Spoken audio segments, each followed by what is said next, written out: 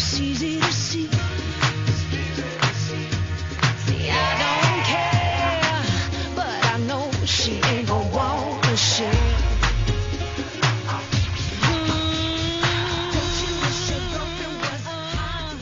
The great thing about Ferraris is there are always two ways to look at them. You can either just stand back and take in the overall car and admire it. And interestingly, the head of design at Ferrari is now Frank Stevenson, who designed the new Mini. But perhaps even better with Ferraris is just to get close. I love going to look at the detailing of the cars. If you just look at these little wing mirrors, they're not just styled, they are shaped aerodynamically to feed the air through the centre, flow the air back for the air intakes.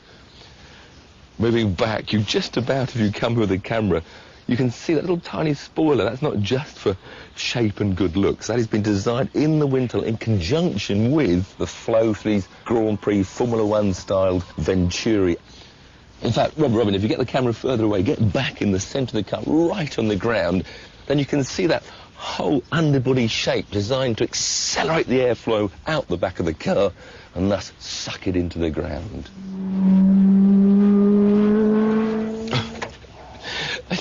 You can't believe how light that is. Of course, it's all aluminium like the rest of the bodywork.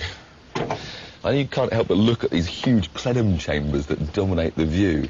In fact, the engine itself is right down in here, actually underneath that rear window.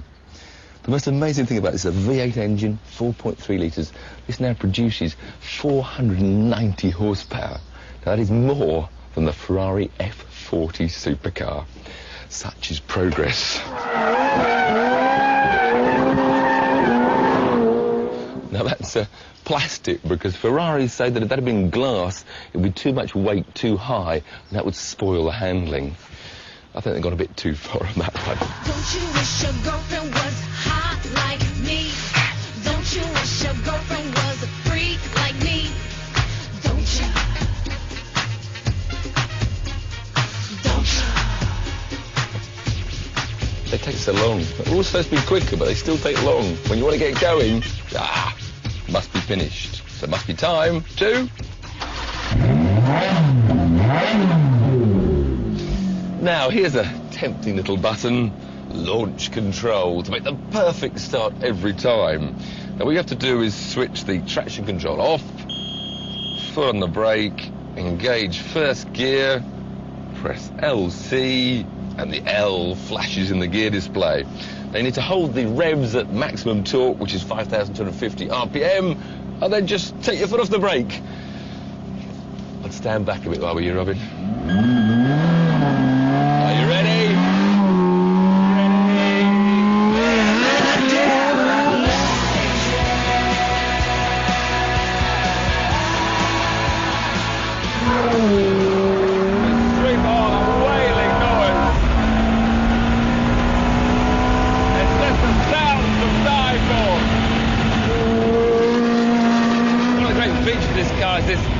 Traction system also adapts the gear change time, the suspension settings, as well as increasing or decreasing traction control. It's got 5 settings. You can start right down in snowy conditions. It's then got rain, sport, race, and then totally switched off. So then we'll start in the normal dry setting of sport. See how we get on from there. Second gear, turn, full throttle. And it just won't go anywhere. That was wide open. I think we'll move up to the race setting next. Here's that tight corner again. Again, we turn in, floor the throttle, and but then, that was amazing. At first, the back went out. It allowed me to put the opposite lock on to control it, but then at the moment, it would have spun on full throttle. Then the traction control came in and helped me out. That's a pretty impressive system. Impressive though that is, for the full track experience, it's just got to go off. Well, give the back out, get the front in, then punch the throttle. But now I have to do all the car control. But again, it feels so progressive. It just wants to be driven.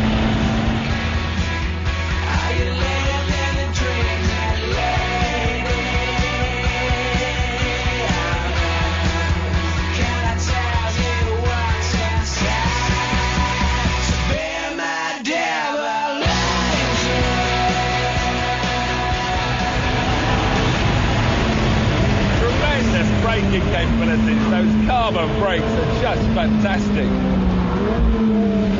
Oh, but after that blast of exhilaration, you sit back and enjoy just the whole comfort of sitting in this car.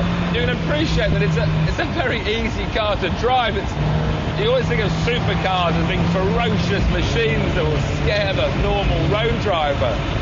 And yet with all the aids that this car supplies, it can be driven by any driver without getting themselves instantly in a twist.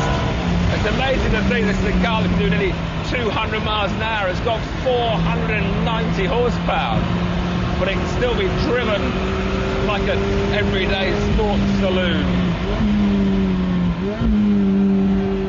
But I don't really want to drive it like that. I want to drive it like that.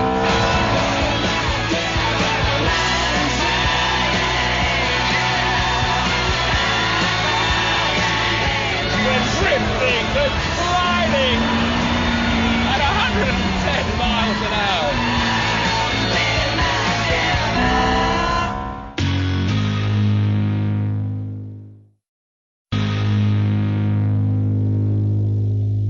Before the break, we saw Tiff sliding around Snetterton in the new Ferrari F430 Spider, and Tiffy, you pretty much gave it your seal of approval, and if I just may say, some absolutely superb driving as per usual. I loved it. Thank you, team. But I loved it. I mean, this run of magical mid-engine Ferraris began with the 355, but that still had the Italian driving position. The steering was always down your knees, which always annoyed me. Lovely car, understeered a bit much. Then came the 360, which finally the steering wheel came up. Beautiful driving position. I loved it, but it was perhaps a bit on the twitchy side for some. Now this 430 has just found the mark right in the middle, and it's just Wicked. glorious. Well, I drove the coupe earlier and exactly the same things, thought it was stunning, and I guess you had the same sort of sensation as me, even though I was in that, you know, the trick paddle shift gearbox. Every time I stopped at traffic lights, I just had to select it. Like, wow, wow, wow. You couldn't stop the engines. Amazing, isn't it? In fact, I loved it so much, I tried to buy one from them. Did you? But unfortunately, they couldn't supply at the discount I was after. How much is it? Get discounts for Ferraris. That Spider with the Formula 1 pedals was 133 grand. I had that car for a week. As Jason says, I mean, I went up and down motorways from 70 miles an hour, just kept going up and down to the gearbox, just hear the noise of it. And then, you know, I was using it for the school run. I went to pick up my sons in the Ferrari F430, and everyone just gathers around a Ferrari. And is a how old are Ferrari. you, Tiff? Isn't it great that it makes you? You know what I mean? It makes you like a kid again. I so loved to have one of those in the garage. Just brings joy to motoring.